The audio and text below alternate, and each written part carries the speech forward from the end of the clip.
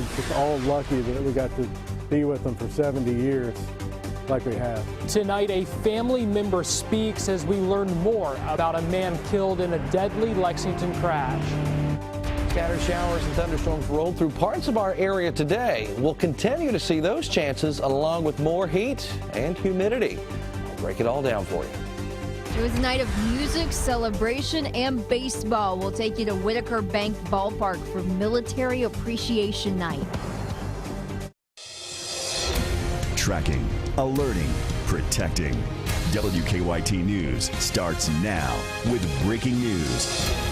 We've just learned officers are on the scene of a shooting in southern Kentucky. I'm Kristen Kennedy. Somerset police tell us the shooting happened off Highway 27.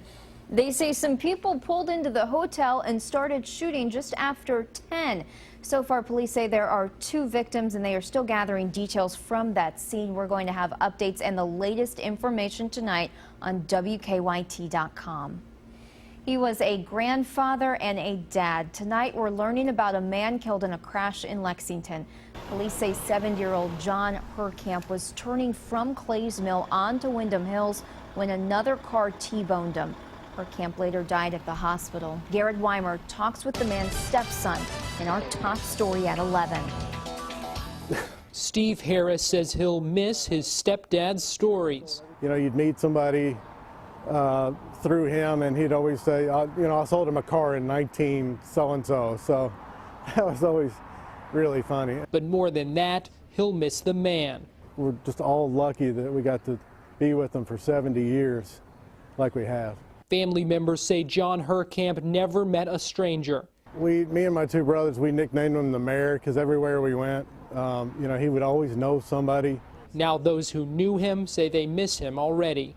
The grandkids called him Poppy, so you know, he's Poppy to us, and you know, just a tremendous friend to a lot of people. Herkamp was hit by another car here on Clays Mill Road as he tried to turn onto Windham Hills Drive. Just a tragic accident, and you know, one of those things that my family's just, we're trying to piece it all together and how and why, but that doesn't really matter because it's not going to bring him back. So, you know, right now we're just starting to celebrate his life and what he really meant to all of us. As they remember, also realizing just how special Herkamp was to everyone. That he will be missed by so many people, not just his family, but his church friends and just friends he's met and people he sold cars to throughout the years. So. In Lexington, Garrett Weimer, WKYT. Harris says he's eternally grateful for how wonderfully Herkamp treated his mother. The heat and humidity and chances of scattered showers are here to stay. Meteorologist Jim Caldwell has an early look at our Sunday forecast. Yeah, and it looks a whole lot like what we had out there today with the humidity, the showers and thunderstorms, though not everybody got to see some of those showers and storms. Let's look outside tonight with our current temperature situation. We are still in the mid-70s. Now think about that. We have a higher level of humidity that comes into play at night and during this time of year. So if we hold on to the 70s during the overnight, that means it is some very humid air hanging out with you. And that's where we'll be. I think maybe low 70s at best in some cases out there during the overnight hours. Now, Defender is not quite as active as it was a little bit earlier today when we were tracking a few scattered showers and thunder showers across southern and eastern Kentucky. Still watching the potential of maybe 1 or 2 that could linger or kind of hold on from our west. A lot of this will completely die out, though. Most of the action will remain just north of the Commonwealth as we advance through the next several days. That's going to be the primary zone of getting in on shower and thunderstorm action. As far as widespread is concerned, we still have scattered showers and storms to come. I will take a closer look at that coming up for you in just a few minutes. A busy Lexington road is back open after a crash. Around 9 o'clock tonight, officers tell us a car pulled out in front of a motorcycle on Russell Cave Road.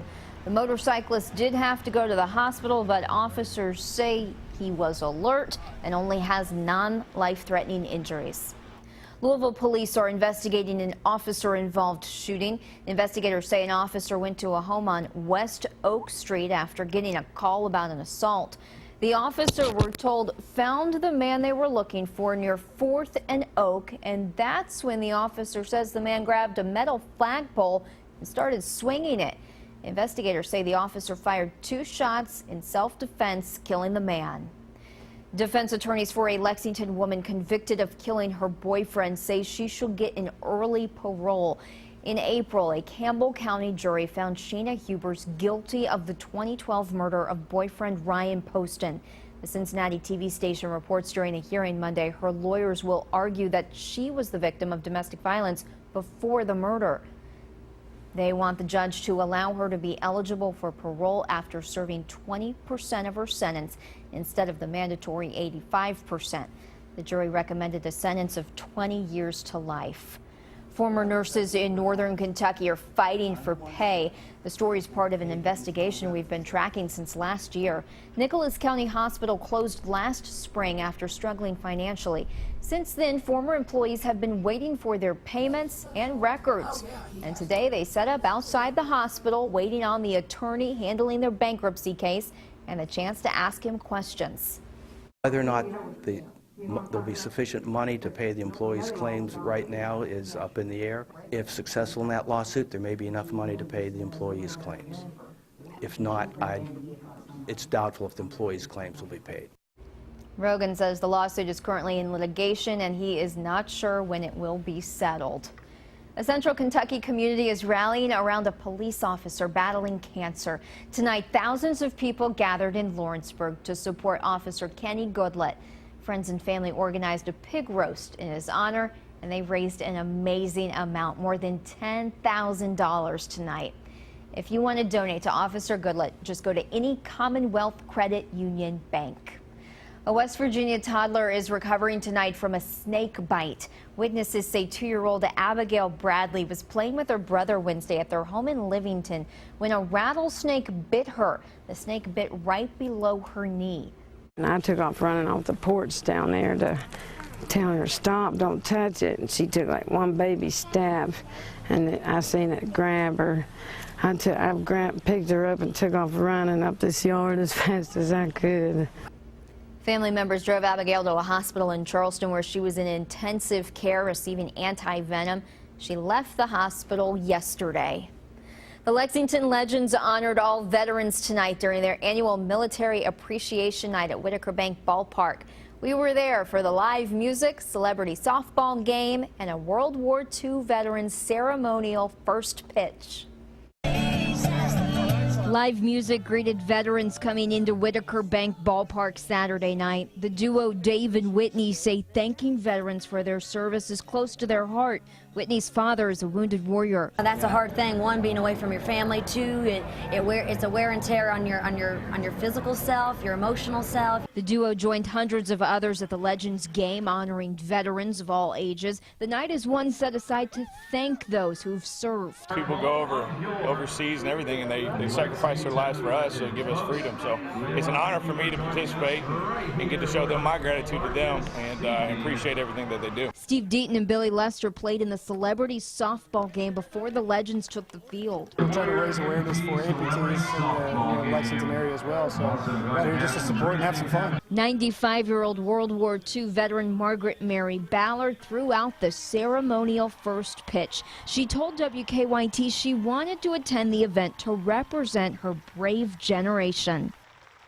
Our own Brian Milan participated in the celebrity softball game. The game raised awareness for the Wounded Warriors organization. Keeneland was full of more superheroes than horses this morning. Families participated in the annual Wild Hearts Fun Run Superhero 5K.